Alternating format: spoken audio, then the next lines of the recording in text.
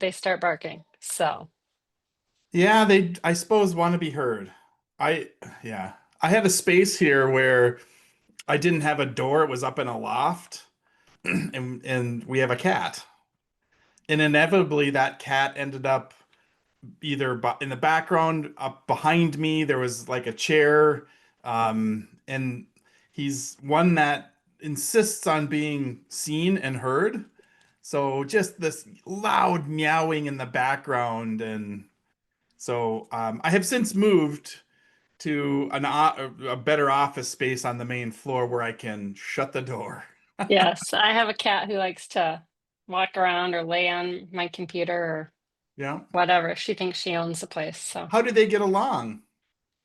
the cat's been here longer than everyone else, so everybody else kind of defers. I've heard that's critical. I out of a divorce, I ended up with our dog. She spent most of the time with me, and so I moved in here with Mary after we got engaged, and she has a cat, and then I had brought Lily with the dog. That did not work out. This was the cat's house. They got into it, Mm-hmm. and the dog started misbehaving and ended up back with the former's place, and she's still there now. And but I've heard if the cat's there first, you're in trouble. Yeah, I don't know. I mean, the cat was here before everyone else, and like I said, everyone else just defers. So everybody else just Yeah. got kind of used to it. I So, think they ended up getting along pretty well, but she was like, I don't know, started like marking territory in the house with peeing, and then it was just like, that's way too Mary much had to just deal with. built this house, and I'm just like, I don't want to be messing with stuff. Yeah, no, My that's dog. hard to do. That's hard to Yep, do. for sure, for sure. So Sometimes I think integrating pets is harder than integrating kids. So, yeah, we luckily our um my kids are all out on their own and doing their own thing.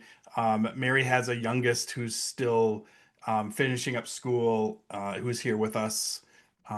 So uh, we haven't had a whole lot of that necessary blending of family as they're adults right. for it. So yeah, it makes it a heck of a lot easier. Yes, it does. Absolutely. I agree. Well, I appreciate So, you taking the time to meet with me today.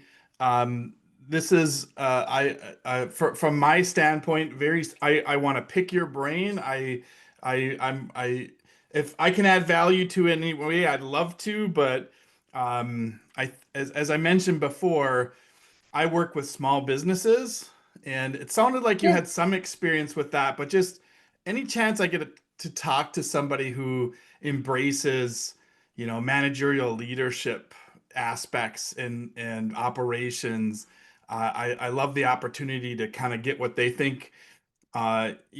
Even though it sounds like you spend a lot of your time in more corporate settings, Yeah. I try to like some of this is common. Some of this applies no matter what size organization. And then, as I mentioned before, I'm always trying to find that small business version of those practices that are essential, are important, and they're usually skipped over by small business owners and leaders because they don't have the resources, or I have a whole list of reasons at this point why they Well, don't do even it. when you're with a large corporate organization, right? There's your smaller divisions within an organization, and everybody's trying to, build the road while they're driving. And so a lot of times they put those fundamental, leadership and management practices aside because there's not time for it, right? Yeah. So even in that large corporate space, getting back to those root foundations that you would want to instill in a small business owner is important within those smaller divisions.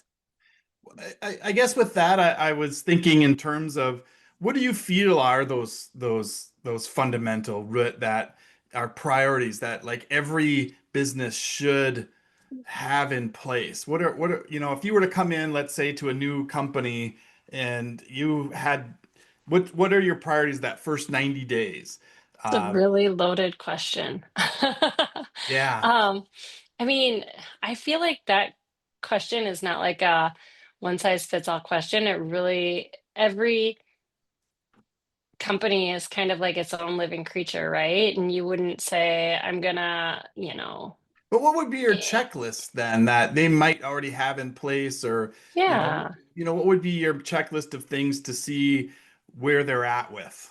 I think what's really important is to understand what an organization's or what leaders of an organization feel like their biggest pain points or barriers are. I like to ask people, what keeps you up at night? Yeah, Because that's always a good place to start. And oftentimes you find like the root cause of what keeps them up at night isn't what they think. But without really understanding the nuances of what's keeping them up at night, it's difficult to forge a path forward, right?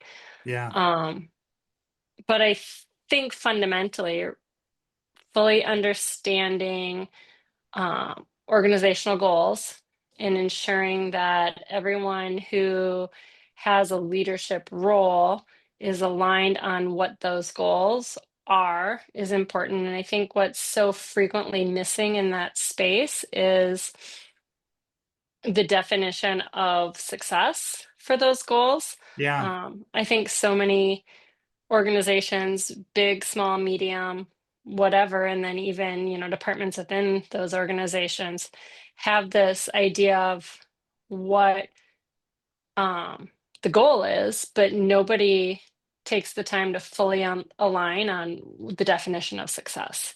Do you get And involved in that definition then? Or do a you have a lot of process for times, that? a lot of times, it really eh, it depends again on the team, right? Are we looking at the definition of success at a departmental level, a team level, an organizational level? The enterprise definition of success is generally a lot bigger with more high level KPI than, a team level or a department level.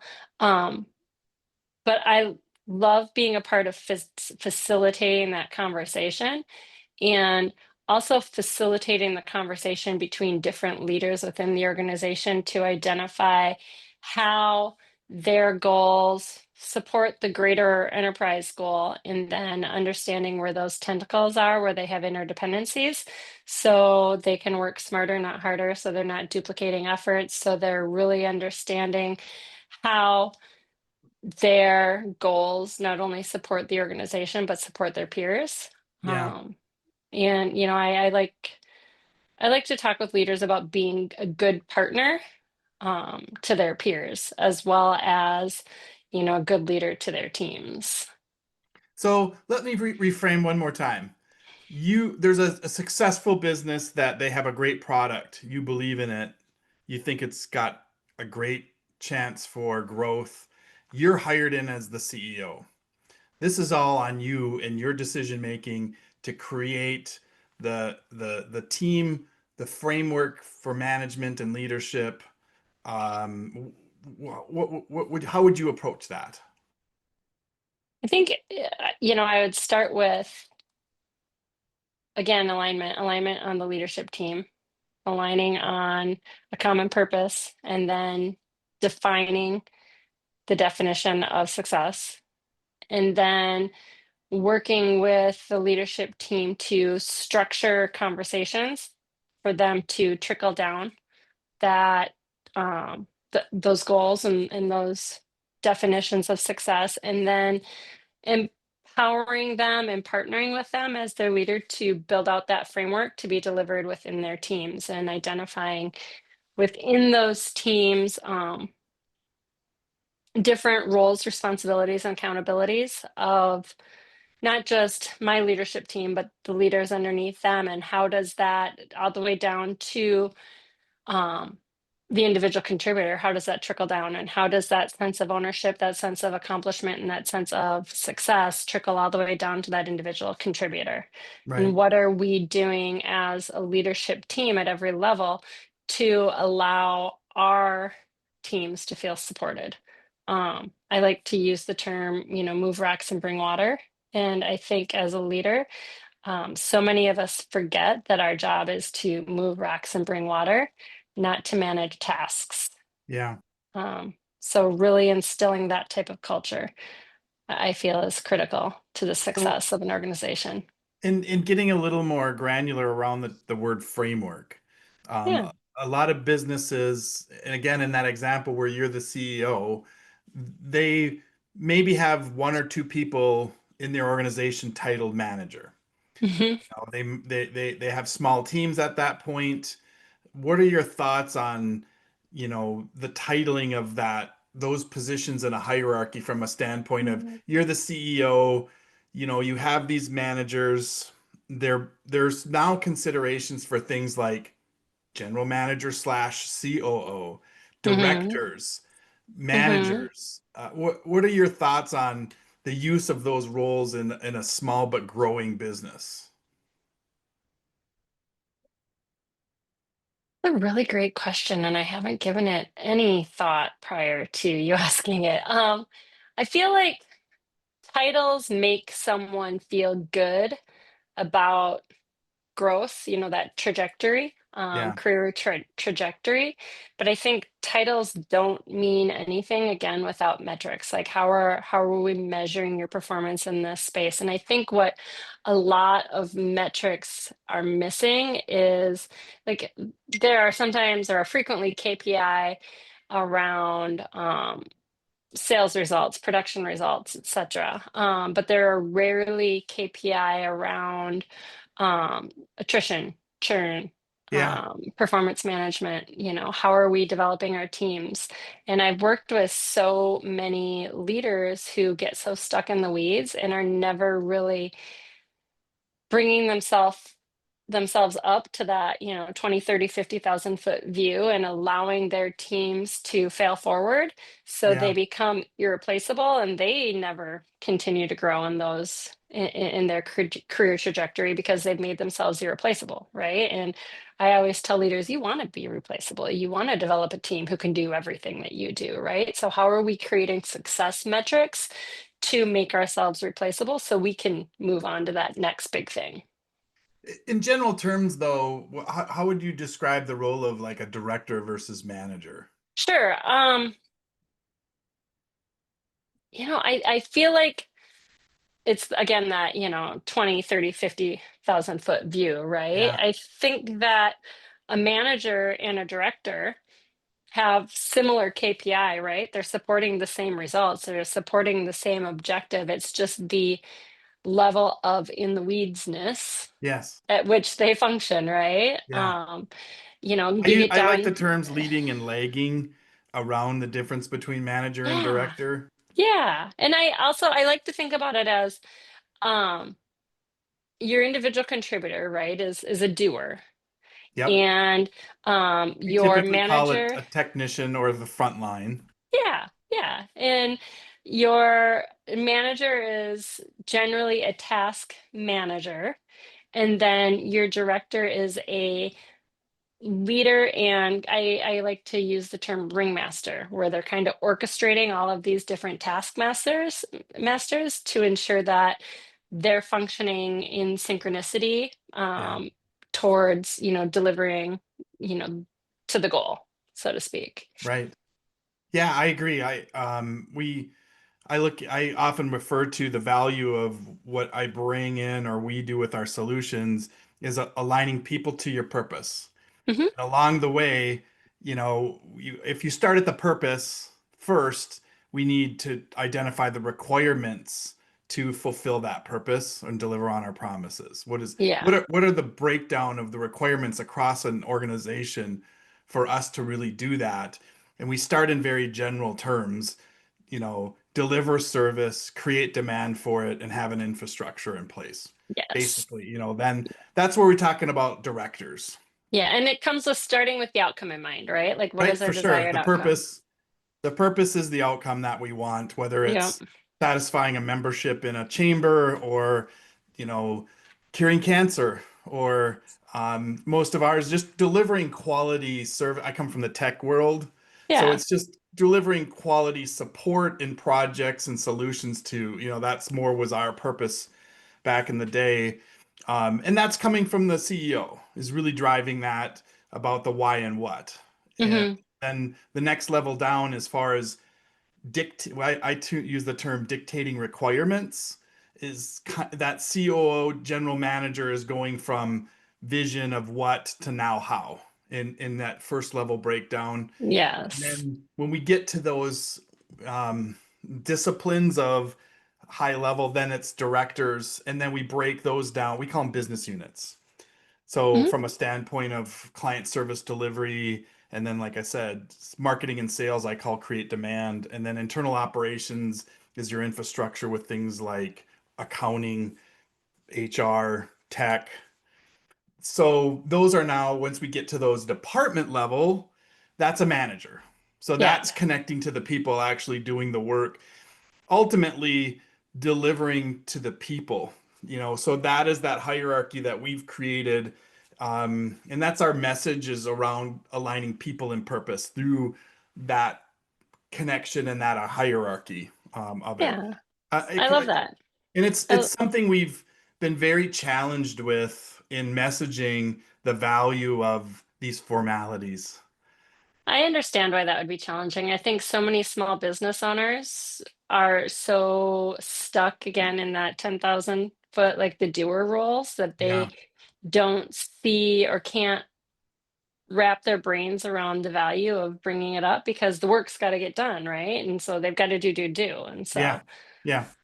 So I wanted to kind of have that conversation to see, again, I love insights from people who are in that world, doing that kind of work day to day, yeah, and then applying. Like I said, I want to demo our app to you. yeah, Um, so then it's a matter of making sure you have a sense of our perspective and language on it. So I would like to swap over, share out here, perfect. um, real quick, in the right screen. And keep in mind, our target audience is a small business that is beyond proof of concept or startup. They're ready to grow. I'm in the process of writing an article about, are these managerial leadership practices relevant to solopreneurs? Sure. And so that's not my market, but I think that it could with the right person on it. But it's really people who are ready to start building an organization. They're going to start Sure. titling manager, potentially director. We do start looking at, maybe do you hire a director first to oversee a whole business unit, sort of a feel, and then they are doing both, because small business owners, they're player coaches. They're definitely doing work and managing and visionary, and so they're up and down in those requirements in that hierarchy, from the Right. why and what to the how and to the do, all the way through. So in our Totally. tool, we have as a single account login, a person can have access to multiple organizations. So me as a advisor and consultant, I work with several organizations that I'm popping in and out of to see and to review and recommend and coach them through different things. So we Right. did try to build it in mind as a potential avenue for consultants who believe in these practices to start adding this to their service lines. Hasn't Nice. happened yet. So we're this app has been a long time coming. I did it in Microsoft Access years ago, and then we recently, in the last couple of years, ported it over into a SaaS app. I created a company with a partner who was a developer who liked what we were about, and he's been doing the development, where I'm bringing in the expertise and overseeing the content of it and the features and functions, along Awesome. with our users, of course. So anyway, we have several different organizations that I can pop in and out of. I have a sample one that is a fictitious kind of company. So as we jump into it, the first thing that we want to do, and this is how I would engage the clients that I work with, is to build out their structure based on work and outputs, not Hmm. based on who reports to who. Our structure is about accounting for and categorizing work from broad and lagging to the more specific and leading tasks. So the language we use in those containers going from broad as business units and then departments, then functions, then tasks. Hmm. So to build out, we can add in, I've already done that here, of course, with business units. And then as I click on these, you can see it's populating out the departments that I have for like client operations. Hmm. This is a car wash business my son had before that we had put together for him with it. So you can see the departments are, the wash, account management, product purchasing was a big part of the success of his business so we created a whole department because there was different things they had to do with it. Shop maintenance, my garage. um, and then you can see as I'm clicking on these departments, you can see it populates over the functions that are for that.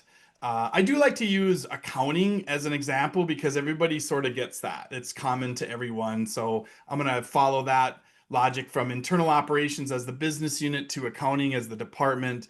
And then you can see now the functional breakdowns of accounting, your accounts receivable, accounts payable, month end, expenses, payroll, blah, blah, blah.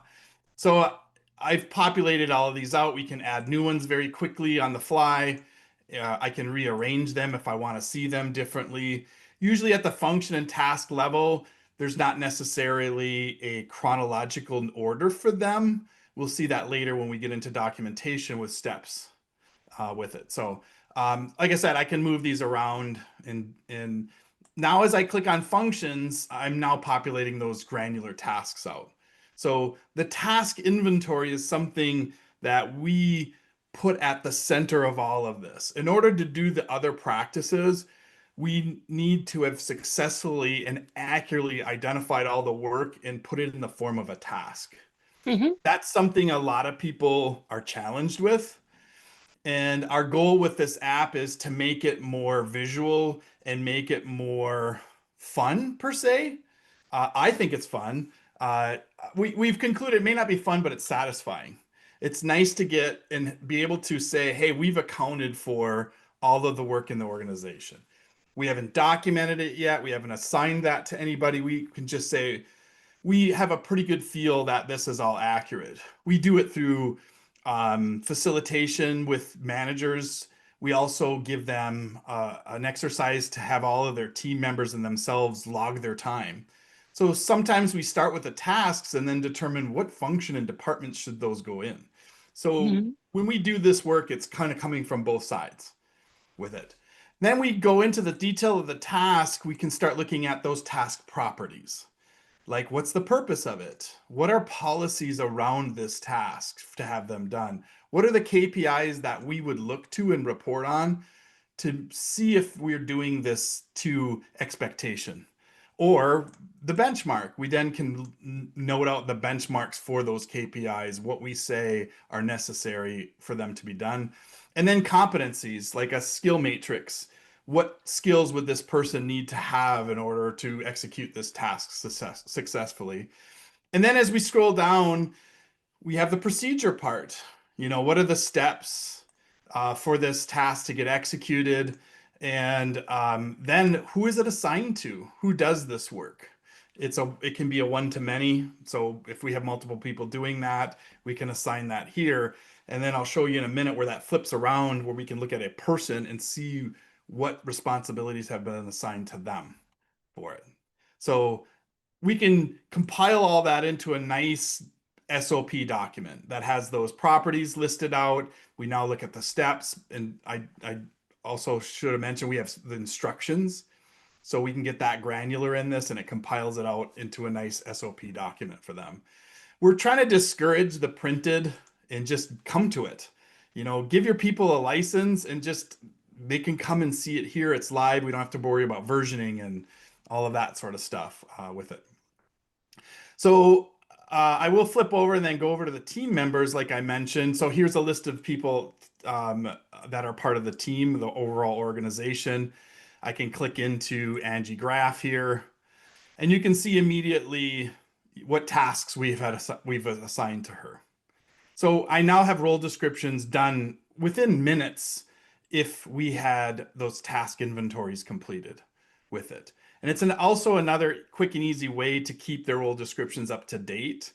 You probably aware they're sitting in a Word document that when somebody got hired somewhere buried in a folder on the network, they may blow it off when they come for review time to say, what did we ask them to do when we hired them? So again, our initiative here is keep it current, and can we create a way that allows that to happen with it?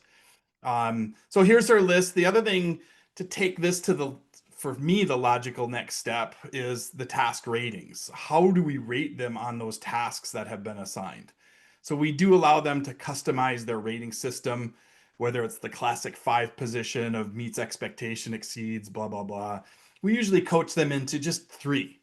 Can they do it or not? And are they good at, are they an expert? One of those 3 positions is probably good enough for it. So this helps them do reviews.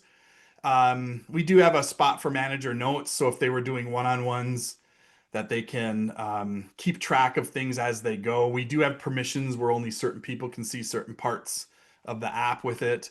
And then the final, as far as team member goes, are training plans to where I can say, I need to take this person from, you know, um, from, exceeds expectation to expert. And then how are we going to present that with training and so forth? So it's a manager's tool to be very specific about where that person's at with all the aspects of their position, and then have a very clear plan for them within week or 2 of where they should be at with elevating up with it. So that's the team aspect of it. Any thoughts on what I've shown you so far? Actually, I have a lot of thoughts.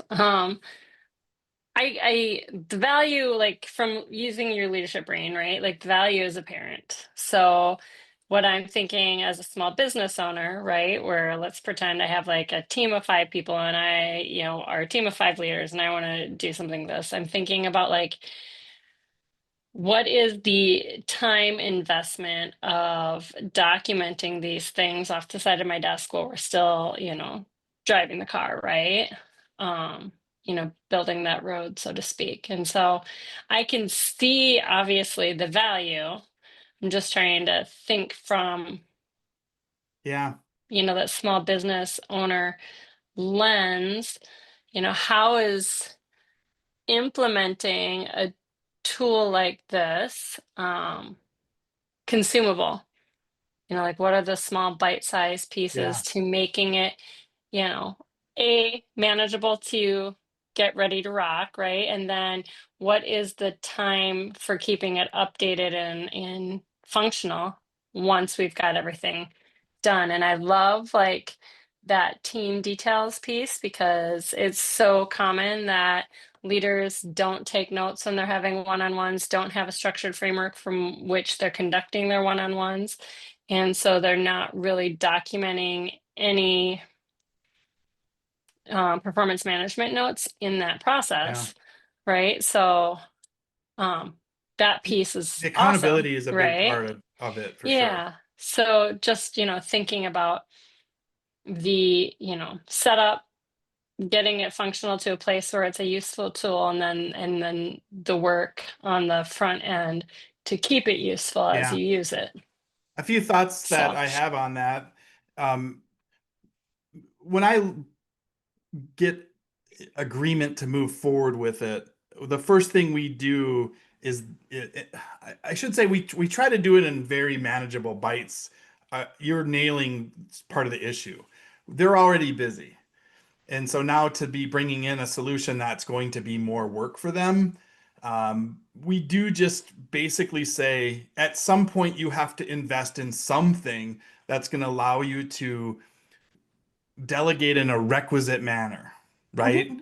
Something that is strategic. And so you're going to have to invest some time to get out of this. mhm. Or a person, you might be investing. We do offer just hire me. I'll do it. I'll be part of your leadership team. I do a fractional engagement as a business analyst versus I don't want to be part of your leadership team from a decision making standpoint, like a COO. I don't I These people don't need that at this point. but I'm a great resource as far as these frameworks go to come in and just do that work for you. I need some of you and your manager's time if you happen to be titling somebody manager at this point to get all of this out of you. It's all in your head. And we do have meetings where we go through, and again, it's, we're asking 2 hours a week, from a Not business bad. owner. And then if they have managers. So that's one is, start with just the very top. Let's just populate out your business units, departments. They tend to start getting excited when they see their organization come together in a place like this. it Yes. it does light them up. We do it very in cooperation, and collaboration kind of mode. And so they start seeing it happen. They don't have to learn the tool. It's just an interview. I'm just asking them about their business. Honestly, like internal operations, I come to it with 80% done. This shit's all the same. You Right, know, right. accounting is AR, AP, blah, blah, blah. Human resources, recruiting, time off. So I pre-populate all of that. It's their Yes. client operations that's we need to spend the time. That's their secret sauce. That's their Right, value. right. So we spend a lot of time there. Even new client development or creating demand, that stuff's all the same too. Lead Yeah, what does that generation, funnel look like? pipeline. Yeah. So we And come in yeah. with a lot of that, then we tweak it. So that's one way. The second is this now becomes a team building tool for your managers. Your managers now have common requirements. Hmm. They now have to populate out their departments and take ownership of that. So Hmm. that's one way for the business owner to start feeling the value of shared leadership and management. And Yeah. there's a means for that to happen because they don't understand how to be a manager of managers yet, typically. Right. So the tool Right. provides that framework for them to facilitate it in a very tactical way you know Yes. um, so I go back and forth when I talk about managerial leadership between the tactical practices and then the interpersonal skills. I'm Right. tactical practices pretty much when that's my expertise. If you come to me and ask how do I deal with conflict on my team, I'm out. That's something I have a coach I can refer you to. I don't fire them, I guess is what I would say if they come. um, so I joke, but what I will say to that relationship between interpersonal and tactical, if you get the tactical right and you have clarity about responsibilities, a lot of those interpersonal conversations become much easier. You now have basis. You make the task the enemy, not you. It's Right. agreement. We agreed on this task inventory. We agreed on these things. So it's not that you're getting down on them. It's more about what can we do to better the task or the function or there's just that basis that really comes in. Yeah. I think it's using common language, right? And defining the definition of good. So everybody is speaking the same language. Yes. And then that tactical delivery piece becomes more uniform, which removes much of the space for, that interpersonal conflict. Yeah. So we went through an exercise with a client. It's a little bit bigger. They're approaching 4 million a year, and they have, three directors and several managers. And they wanted to bring a guy in with a skill set who required a role of director. And so we're like, we don't have any more business units because we apply a director title at the business unit level. Hmm. And Hmm. so they made a case for it. And we went through, and it was such a great exercise for them to really understand the director and manager role about whether it makes sense to split this out into two business units. And then what's the title of it? So we're like talking about language. What is the title? What's meaningful in the departments that are now going to end up under each of these? And then, we came up with it and I started using an acronym. It's just for fun, just like, okay, now you have the OST department. And they're just like laughing about, okay. But to your point of common language, you know, Yes. to have that part of it. So that's really into that day to day, to the ground sort of consideration. The other part of it I like to look at is growth. And I'm a big fan of the theory of constraints, the goal. Are you familiar with that work? I haven't read a lot on it. I know very high level, in theory, not in like the principle application of the principles. So it's very similar to the first principles of like Elon Musk uses, and so we bake that into our solution. This is more of a graphical view now of your classic hierarchy, Hmm. where we start with business units, and then you can see that they're color coded. Hmm. So it's color coded based on green being strength, red being weakness, and yellow is it's not a weakness, but it needs improvement on it. And then I can see, hey, as a business owner, if I happen to be have a COO, to now drill in here and say, where are my reds? What do I need to focus on for improvement and find those functions? And then I can change them and update them. So we do this annually for sure, at least. It's part of, I do get hired in to do strategic planning. And this is Hmm. the mode that I take for strategic planning. Do you have a task inventory? Before I can work with you on strategic planning, we need to at least identify your functions. Maybe not all the tasks, but I need to know your functions so we have a basis for evaluation. And then we come Right. in and rate them here. All of these things that I'm showing you, we can, of course, export out into Excel lists. So we do that a lot to send to their teams for notes and understanding why. And then it really also develops that director to manager, or if they don't have directors, the next in charge, like COO or whatever, and having those conversations to where somebody says, "This is a strength, we'll defend that." Hmm. Why do you think it is? We do have the ability by function and task to give benchmarks. Why in KPIs? What can we start being more objective in these decisions of strength or weakness? For the start, we just tell them, just what do you think? It's a one Hmm. way to get that baseline, and then as we go, we can start looking at better ways of determining those Measuring. things. Hmm. So that's our ability to do that sort of constraint analysis, but giving a high level look at where's the organization stand with that. Hmm. And then we can do the classic, what you've probably seen, rocks, if you're familiar with EOS. Hmm. So we have a whole rock management that's tied back to the functions and the departments. So we can see over time what changes have been made through rocks to the departments and even to the function level for it. And we do have an ability to tie these rocks to goals as well. So if we have a goal, it might take multiple different activities or projects or rocks in order to achieve it with that. So, and then once we have the rocks in place, we can do meetings based on the rocks where it'll cycle through. I can like start a meeting. It can be for the executive team. Let's do, trying to think of where I might have rocks existing. And then I can pick these rocks and these actions to have for discussion, and it cycles through them. So we're always basing the meetings on a rock or an action. Uh, it's a little bit finite with that, so everybody has to make sure they have their rocks and actions ready if they want it as part of the agenda for that meeting with it. Right. Right. We had one particular client that this is why they pay for license. They love the meeting manager. And it's Yeah. an account. All the notes that are taken filter back, of course, to the rock as that meeting has completed and finished for it. Right, which is a great structure for ensuring that you're having purposeful meetings or Yeah. meetings. Do you find with clients or prospective clients that um, at that small business level, they have difficulty thinking so granularly? Yes. It depends on what they have difficulty is doing one and the other.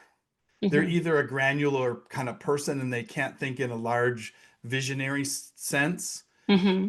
I think I mentioned to you at one point when we were talking last Thursday about Elliot Jacques, Hmm. is my guru I brought up. And so he does a whole thing called the stratified systems theory from the CEO visionary role down to a frontline worker. Yeah. And it's that granular thinking versus, the ability to deal with uncertainty, Hmm. in the grand visionary, imaginative. I will have to say, I believe I have kind of that gift of both. I think I'm one of those people. I don't want to say few people, but I think there are certain people that can do both. I'm both excited about doing visionary work. It's probably where I'm at my natural best. But I spent the morning figuring out how to use Opus Clip to create videos. And I had a blast doing it. I really enjoy sometimes getting into I'm a tech too by, my experience. So I don't mind doing that sort of work. Um, and then everything in the middle. I love to manage people, which most business owners, I may have mentioned, we did a survey back last spring. I was working with Jason Jones. I don't know if you're familiar with him. He's a sales coach, talking about getting to know your customers. Hmm. So we surveyed and interviewed 12 different business owners that had either gone through the $1 million mark or were on their way. Of Hmm. those 12, 11 of them said they don't like to manage people or it wasn't a strength of theirs. 11 out of 12. That doesn't surprise me. A lot of times people start businesses because they want to deliver a product, and then the people managing piece just an unfortunate, circumstance of that. Yeah, yeah. That doesn't Um, surprise me at all. it was a small sample, and I have kept continued informally asking, and I get it. I'm getting a little more where they definitely wouldn't say it's a strength, but some are more on the tolerating side of it, that they Hmm. don't mind it or but it's interesting how we take so much time to talk about leadership skills, but I think we don't spend enough time talking about management skills with small business owners. Yeah. I try to coach them first on being a good manager, and then doing these things. You take the time to do your task inventory, right? And you owe it to your team to provide that clarity. Yeah, I think with task management, people are either one extreme or the other, where they're either like super micromanagey or they're completely hands off, and then a deadline comes and goes, and they're like, "Where's the deliverable?" Yeah. Right? So we do have, I Or, didn't show you specifically how we would take those tasks that we create in this more graphical view into a documentation library. So now I see it more in a list view, like here's my internal operations and accounting department again, and I can see properties about the function related to the documentation. I can see quickly AR has 6 tasks in it. We can assign a supervisory level to functions called a lead.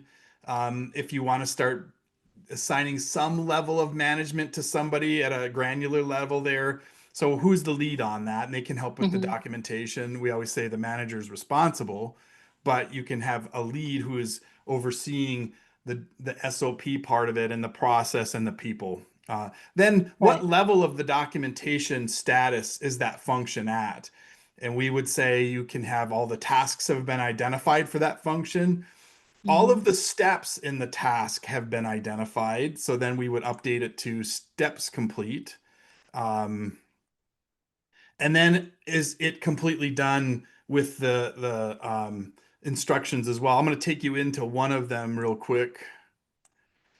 So this is the task, or this is now looking at a function view with the tasks now in it. So I have that Hmm. same properties about the aggregation of the work to the function level. Here's my tasks. Here's invoicing clients as a task as part of AR. As I go into that, I can now see those steps we talked about. So we're going from function to task now to steps. Some of Hmm. our clients, I just say maybe that's good enough. At least you have a checklist now, and that's reasonable for them to get done. Hmm. Then where you see needed the instructions, you can populate that out for maybe your more high risk activities or those things you may not get done frequently enough. So I say just take this sort of um, normalized approach across the business.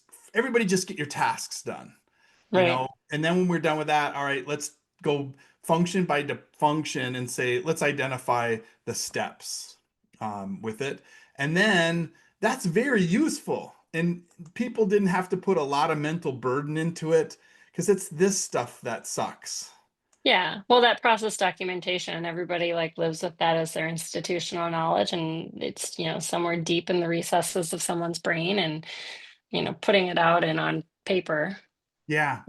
is always the difficult part, right? But we have found it more, again, I'm not going to say enjoyable, maybe satisfying. When you start populating these aspects out, and there's a checklist at least um, for people to base it on. And then you can go back in where I keep getting confused on a certain part. Well, then document that. Yeah. It depends. Again, I would defer to your COO, general manager role type person to dictate where this is required in the organization and where it may be not. Right. And Because I a lot think of like times with this, organizationally, right, when you're working with a small business manager, it's just like, again, those bite-sized pieces. What are the most important things to get documented? And then how do we extrapolate that on that over time, right? right? Like, And it's typically around their client service area that's the priority. Like I said, this hmm stuff I can pre-populate it for them to the task level, even steps and instructions if they want. I've been doing a lot of that just to get, license sales to say, with your license, I'm going to get you all of this stuff from accounting to HR. How do you do right. recruiting, time off management? The term playbooks comes into play here. A lot of people are using that term. Yeah. A function's a playbook. We'll provide all of that to you. We've met some of it with, especially on the accounting, with some certification like CPA type people to validate this stuff. We want to do more of that. I'd love to do more of that, and not just providing a tool, but provide those different processes for them, at least a baseline for them. Yeah. So the last thing I did want to show you, we do have a dashboard that helps, at a high level, if you were the COO, we definitely would use this view as a high level look as you want to start at the top and work your way through. But we've also started creating some different dashboards around along this constraint analysis. I can see what is, as a percentage, strength, weakness, needs improvement for that part of it. And then hmm around documentation status. What of our functions across the organization do we have the documentation completed, or maybe at the step level? And then we can look at the detail of those by different departments with Right. it. And rock status. Yeah. So I can see, basically different rock status as a high level across, the organization, or I can drill into it by business unit and even by department to see where they're at with Sure. it. So we did want to give the tool ideal is somebody who is more that COO role. This would be It's Does the tool with your rock status, does it show interdependencies? Does it help, like if you have a couple of leaders underneath you as the COO, or as the CEO, do you have um the ability, or is there the ability to see interdependencies between like everybody's actions that they're working on to support the rocks? So the answer is no, not in the Okay. system, but we do encourage, that's part of that hierarchy and why you have directors approving rocks in departments to make sure that they're connecting across for sure departments. Like, is this rock and what we're going to change in this rock going to mess up somebody in a different department? Like in our tech world, if we implement a new solution, is our support department going to be prepared to support it and Yeah. troubleshoot that sort of thing? So we do have that the director validates and approves all those rocks. So it would Yeah. be not necessarily in the tool per se, but in the framework that we would be recommending. It's built Sure. into that way. Even small enough businesses, they want to make sure that the COO approves all rocks to make sure, like, hmm a new solution being implemented, do we know how to bill for it? Or do hmm we know how to sell it? So there Yeah. are those more grand, um, different rocks that are about solution development that are affecting really across the entire organization. And they Sure. get treated differently Okay. with that. So it's something I've been thinking a lot about. Can we do that here in the tool? Um, Not yet. It has been something that has come, and I understand the whole silos thing. I'm creating Yeah. silos, right? Well, That's and I all. think about it too, like, right, if going back to the technology thing, like if we're marching to this date for a go live, are we taking into consideration, like, I don't know, let's use healthcare for an example, because, we're in open enrollment right now for healthcare. And let's pretend technology has this deadline where they're marching to this deadline, and the go live happens like the middle of open enrollment, and in doing that it messes up enrollment processes, right? And if we don't have like interdependencies tracked Yeah, someplace, maybe we didn't know that and we completely mess things up for our peers in some capacity, right? yeah. So absolutely, and one of the things that it's a kind of a hard concept to um, lay out from a work requirement standpoint, sort of hierarchy versus a people reporting to who through that aggregation. Like you will see that this hierarchy that we create here, um, we have the managerial leadership department as a at an equal level to client services, internal operations. It is not above it. And that was by design. We wanted them to say they have the same operational breakdown needs as everybody else. Right. Okay. So, so that's a concept that's hard to explain, and to get that, we do also augment the work here with a PowerPoint org chart that shows the real hierarchy of the people. Sure. Okay. That's a more of a um, org chart versus a work breakdown structure. Right. And Right. so we do have to play around with that a little bit to satisfy. But, like a CEO COO relationship, they're in the managerial leadership business unit. The Hmm. CEO is the director of the managerial leadership business unit. So they Okay. they have director responsibilities as they're overseeing what would be managers in the departments of that business unit, right? And so they have to have that same director manager relationship as if you would like an internal operations. We encourage that anyway. That too often a manager or a business owner, as the CEO, hires like a COO and thinks they can check out. No, you're his boss or her boss. You need to do the same responsibilities of dictating clear requirements for them.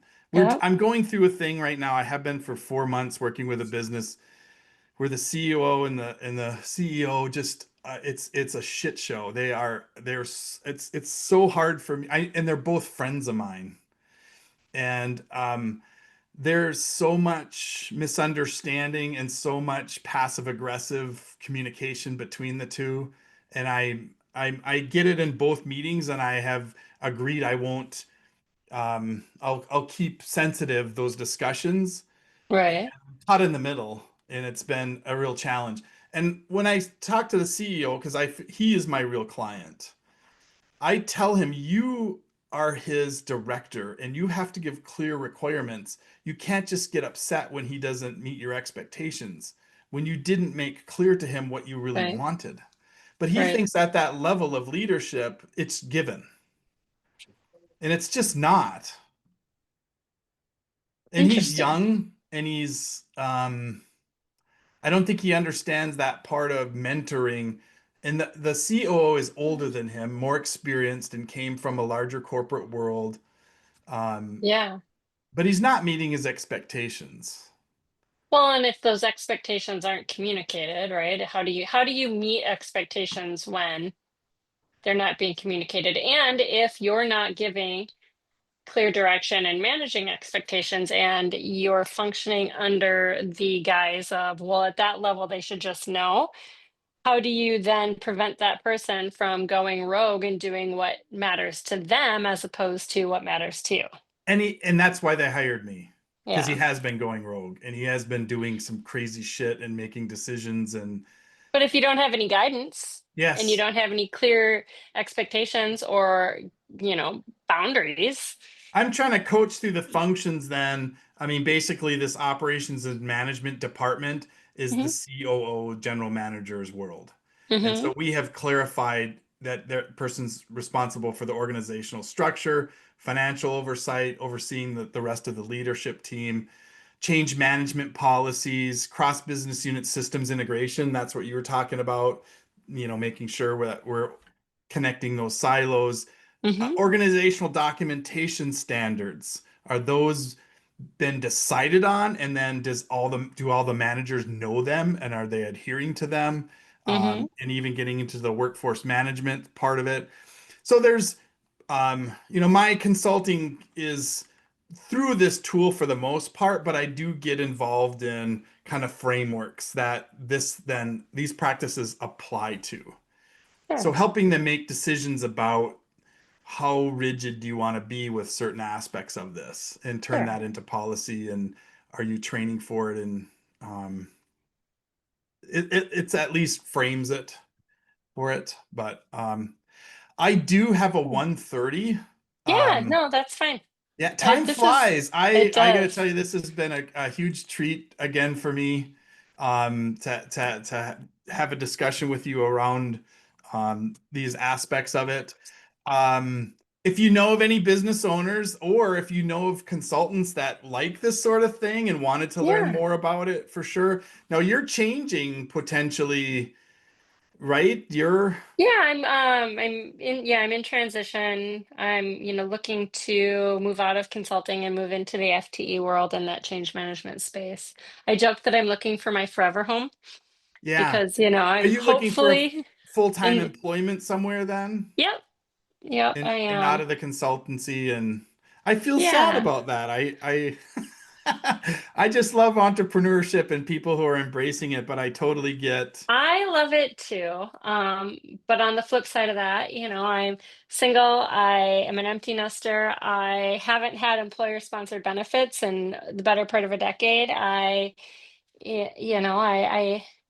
would like to find my forever home where I can go in and make a difference. One of my yeah. top strengths and strengths finders is significance, and I want to be part of building a framework someplace that is Wow. sustainable over the That's long so term. me too. I can't do work just to do work.